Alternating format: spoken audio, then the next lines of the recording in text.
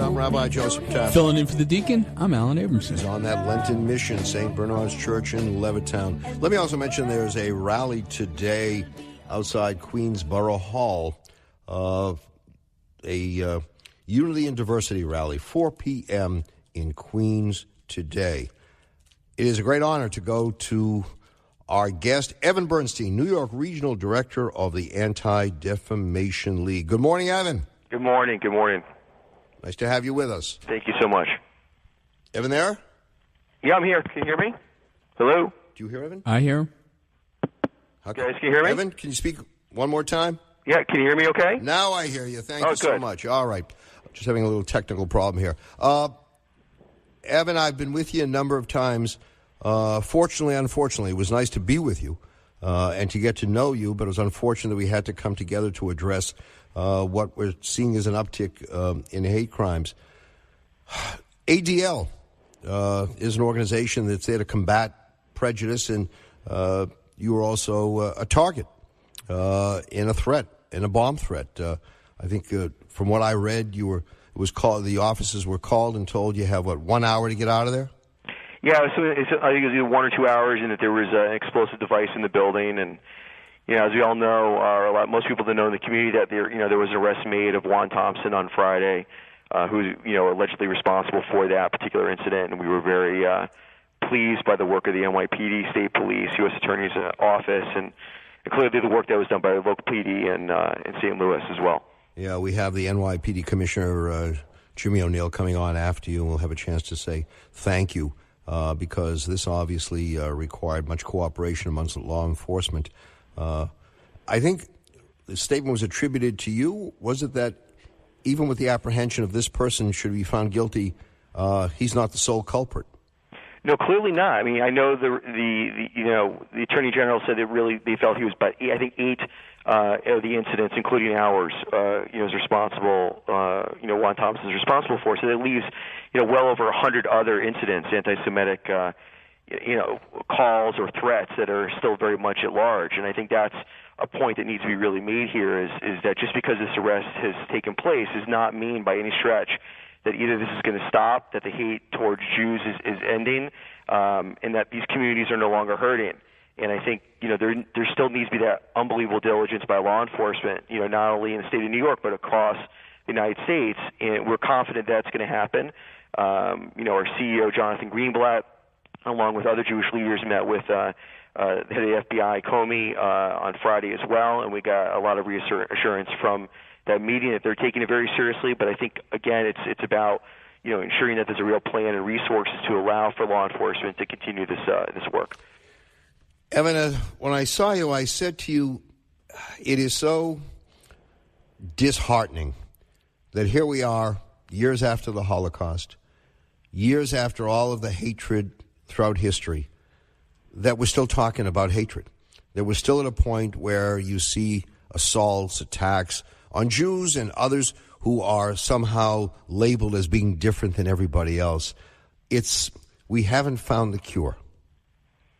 No, I think, the challenge is a lot of people, when I came on to the ADL almost 4 years ago, if you talk to a lot of our leadership, our lay leadership, our volunteer leadership, they really felt that anti-Semitism and this kind of hate was really nil, and that we need to focus on the second half of our mission even more, which is, stop the defamation of Jewish people, secure justice and fair treatment for all, focus on the fair treatment for all, which is critical and necessary even now more than ever. But, now all of a sudden there's just been this massive uptick in anti-Semitic incidents and this wave of kind of hate, especially towards Jewish people within corners of the Jewish community. They haven't felt it in many, many years. And I think, they're realizing now that the work that may have been done, in the civil rights movement, maybe quelled it a little bit. And the terminology I like to use is almost like a coffee can, and the lid has been somehow popped off really in the last, 7-8 months. I think NYPD agrees, and they've come out with those kind of statements. They attributed a lot of this uptick, to what happened in the election, and I think that it's a real thing that now we're having to contend with. And hate is a learned behavior. It is our job to get to young people to try to stop this as early as possible, and that's something the ADL does. We're the number one partner with the DOE in New York City on training against anti-bias and anti-hate within the schools of New York. And, it's critical that we get to young people to be able to teach them that this kind of behavior and these kind of actions are not acceptable. Evan, what do you say to those who point to the election as the cause, the catalyst for this kind of behavior? I mean, I look back, there have been surges and other times. I think 2015 there was a surge. We've certainly seen on college campuses. But what's your response to people who use the election as the reason? Well, I think it was clearly the country now in a lot of ways is more polarized than it ever has been before. And I think the election on both sides, both all the way to the far right and clearly all the way to the far left, are very, very unhappy with a lot of different things. And I think when that happens, there's certain parts of those fringes that will speak out negatively. And unfortunately, a lot of times Jews get caught in the middle. And I think that's we've seen that with people that either or in favor of certain things that were said on maybe on the far right and certain things that were said on the left, and the response to that is some form of or version of hate or being discontent with something that's going on, be very vocal about it. And I think that leads to people acting out and doing things that are not appropriate on both sides. And we see that a lot of times, unfortunately, the BDS movement on college campuses. We see a lot of those kind of things where a lot of the stuff that's rhetoric towards Israel turns into anti-Semitism. Not every time, but a lot of times it turns into anti-Semitism. And we see that a lot clearly on the far right with the traditional kind of, white supremacist, alt-right type of things that we've been seeing as well. So it's a challenge on both fronts. We're speaking to Evan Bernstein, the New York Regional Director of the Anti-Defamation League. Evan, good morning. This is Alan Abramson. I don't want to beat a dead horse, but I just want to ask, on Holocaust Remembrance Day, there was a statement issued by the White House that sort of caught me off guard because it didn't mention Jews in that statement. What was the ADL's reaction to that? We were disappointed. We were very disappointed. It was surprising. To not have. I mean, the Holocaust. Yes, the Holocaust affected many different minority groups, but the gross majority was the Jewish communities, throughout Europe, and for there not to be mention of that, and then to really try to not own the fact that it wasn't in that statement is something that was very difficult for us as an organization. We do a tremendous amount of Holocaust education, and we're still very close to. Members of the Holocaust, leadership that were still involved in the Holocaust, and it's something that we were very, very disappointed about, and something that we wish that they could have rectified quickly, and unfortunately they did not. Evan, when we look back at the Holocaust period and other ugly chapters in human history, we often talk about the silence, the sin of silence. I will say this, and Al and I had this discussion earlier, that it is most gratifying to see this collective response amongst people of different faith communities or no faith community. People do care. This seemed to have shocked a number of people and inspired them to come forward and say, we got to do something. I can tell you, at the Board of Rabbis, we got calls from our Christian partners, our Muslim partners, saying, we stand with you. Whatever has to be done, we will do it with you. And I said, just the call in and of itself means a lot. So the sin of silence has been silenced somewhat, or has been diminished somewhat, with more people coming forward. I think you've seen that reaction as well. Oh, 100%. I mean, I think, unfortunately, there has been a lot of these type of press conferences where there's in gatherings where we've had to come together as interfaith, partners and leaders, and now we're standing next to each other at moments maybe we would not have, 2 or 3 years ago, and we are now, and we realize that as a collective, as of all the minorities come together, it's a large, we're much stronger in numbers than we are, segmented off, and now is a time that we have to try to find the partnerships that we can, and. One of the partners, like we've been able to find is Sheikh Moshe Drama, who works, has his own Islamic center in the Bronx, and part of his building actually he gives part of his building to Chabad, and there's a Chabad synagogue inside of his center that has a mosque as well, and those are the kind of stories that we need to be talking about. Those are the kind of partners that we need to have, working with groups together, other mega churches that we're talking to. Other groups in general, we've been working with a lot with different consulates. So we just did a training with the Mexican consulate, partnership with the Mexican consulate. The ADL did, and I think there's just a lot of opportunities for these kind of partnerships, and it's really important that we foster it at this time. You know, when you mentioned Imam Drama, I was with him this past week on Wednesday, and I said to him that you and I have been together a number of times. There was a tragic fire in the Bronx near Yankee Stadium, and he was very involved in reaching out to the community and giving support, but we stood with him. And obviously you do it because it's the right thing to do, not because you expect something in return. And to see Drama and a host of others, there's, Tahir Kukaj out on Staten Island with the Albanian Cultural Center, reaching out and saying, we stand with the Jews. Shamsi Ali, we stand with the Jews. Ali's another one. Yeah, I went to Ramadan Breakfast, with him, and he's amazing. There's tremendous partnerships that can be had there, and it's important that we do everything we can to work together. And I look back over the years, we stand on the shoulders of those who were in that interfaith arena, who developed those relationships. They took some heat. People said, what are you bothering for? Stay with your own. What do you have to go to someone else? Well, we need one another. We're not going to combat this on an individual level. This has to be a collective,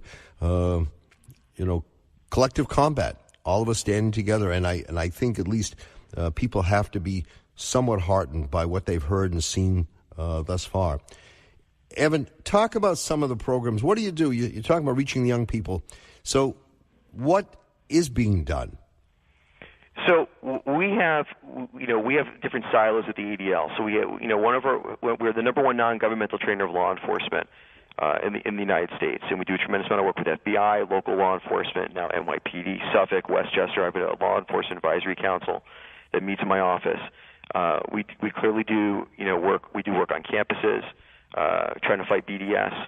But one of the other big things that we do is education, and we work with schools around the country, millions of students a year, for our No Place for Hate World of Difference program, which is a totally secular, non-Jewish-based program that we go into schools. And as I said, we're the premier partner for the Department of Education on working with schools on how to fight bias and hate in their schools. And we really believe it's a learned behavior. You have to get the kids early, and bullying is a huge problem. And if you can stop anti-Semitism and other forms of hate, then everything else goes away. And we work with schools. We are there to work from kids from K all the way, kindergarten all the way through high school. We have different programs in which we can go into the schools and work with administrators and work with the teachers themselves. We have over 50 educators alone in New York that go out and work in these schools and help these schools get to the point of where they can become a No Place for Hate school. Go through that process. We have a graduation every year. That's the Skirball Center at NYU. We've had Lady Gaga that's participated in that ceremony. So we've had members of Shark Tank, that have come out and do that. Damon John, who's participated. So it's something that's really big. We're very proud of it, and it's really the core work because if we want to stop anti-Semitism, all other forms of hate must be stopped as well. And we have to be able to do that, early on in a child's life. Plus, it helps the school-to-prison pipelines. It helps in other arenas as well that affect our communities, and it's so critical. And it's something I'm really proud of that the ADL does. It's something that most people don't know about, and I'm glad you asked the question. Thank you. I remember some years ago hosting a group of young kids. I think they were high school kids who came into the synagogue and wanted to learn about difference. And when they walked away, they realized, well, we can be different, but we are also the same. And they had some good questions. How Jews see Jesus? What is the Torah? Why do you pray this way, not that way? How do you differ from us? And this whole idea that you can respect difference. We don't all dress the same. We don't all eat the same. And yet we all have that foundational spiritual blueprint. We're all descendants of Adam and Eve. We have an interfaith Seder that we hold in our office. And this past year we had Catholic school students, we had Muslim students, and Jewish students, all learning about Pesach, all learning about what that meant. Eating matzah and saying the brachas and doing all the stuff together and learning and seeing these kids all sitting together at their tables. And our CEO Jonathan Greenblatt spoke, and other leadership spoke.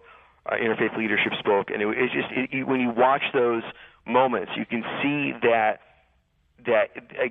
we can't, if we do work is done and we put the energy into it, the kind of outcomes are going to be spectacular. Evan, we could do a whole show on this, but could you just give our audience an update on the ADL's efforts on college campuses and BDS? Sure. So one of the biggest challenges we're facing are college campuses. We see so many Jewish students, unfortunately, that are just not prepared. 77 WABC, New York, a Cumulus Everyone's in every college campus. Louis on Staten Island. It's 8 o'clock. 77 WABC. United States. They have no issues at all, either way, but there are a lot of core campuses, important campuses, that are dealing with some major BDS issues, especially in New York. And also, borderline anti-Semitic stuff that they're dealing with on top of that, because a lot of times we see the rhetoric and discourse around Israel quickly turning into anti-Semitic speak, and that's something that happens very frequently. What we try to do is be proactive. We try to work with Hillels, we try to work with Chabads on campus. We've been working with CUNY. I was working with Chancellor Milliken, trying to work with them on a campus of difference, working with their administrators on how to deal with these kind of issues. We've been very involved with Vassar, very involved with NYU, very involved with Columbia. We work University of Rochester, Cornell. These are campuses that have seen issues, and we try very hard to empower the students as best we can. While they're on campus, we also try to work with high school juniors and seniors in communities through synagogues to get them prepared for what they're going to have to experience. So they have, the speaking points and the understanding about what it's going to take, to be, overtly Jewish and, a Zionist on campus. And it's challenging. On a lot of the core campuses where a lot of Jewish kids go, that's where they have Israel Apartheid Week. That's where they have some real issues potentially in the classroom or with the administrations. We want to give these kids the tools they need. So we have a program called Words to Action, which really helps work with students specifically on those issues. And we've had a lot of success. We've got a lot of great reports from the kids and from the parents that kids then go on as a freshman, or they're going into their sophomore year and they really feel like they're more empowered. And again, it's a numbers game, and the more we can touch, the more effect we're going to have. It would be great if we would read a lot of these stories in papers, rather than, the trolls on the internet who just keep sending out all of the negative or the hate stuff. But there are some positive stories that need to be read. So thanks for bringing it to our attention. I also know that, was it Wednesday? Tuesday at 7 p.m. You're going to be at Congregation Mount Sinai in Brooklyn Heights. Yes, that's right, yes. Right, and the representatives, you're going to be there, and I think someone from the Attorney General's office and the American Jewish Committee. Yes. There'll be a real panel discussing some of the topics we addressed today. So I know Brooklyn Heights is excited about your coming. And I have to tell you, Evan, you're a great spokesperson. The times I'm with you, I've admired your forthright presentations. You're one who doesn't camouflage what needs to be said. And I heard before the word Pesach, which to me tells me you have a little bit of a yeshiva background there.